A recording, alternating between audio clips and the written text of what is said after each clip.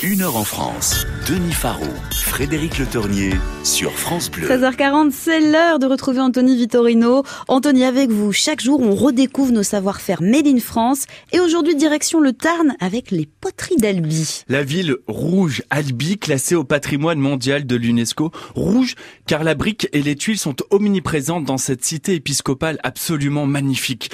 Et quand on arrive par la route de Toulouse ou de Rodez, il y a là cette cathédrale Sainte-Cécile qui domine l'étoile Bijoux. C'est la plus grande cathédrale de briques au monde. C'est aujourd'hui l'une des plus visitées de France. Et de la brique, on glisse vers la poterie. Alors à l'origine, l'entreprise est une briqueterie. Nous sommes en 1891 quand elle voit le jour.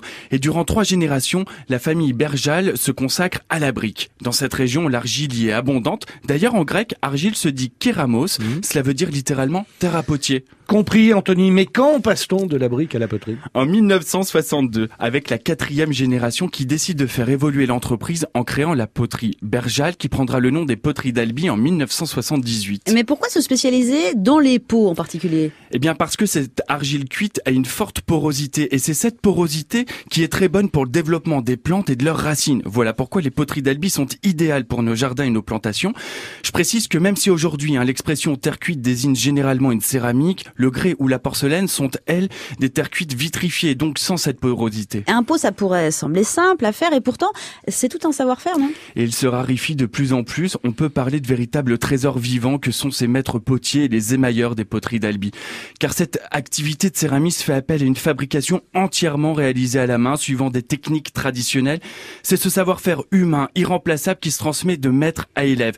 Imaginez, chaque tourneur a son tour, ses formes, ses outils, et il en est le seul propriétaire et utilisateur. Pareil, chaque émailleur a ses propres formules, ses oxydes et ses couleurs.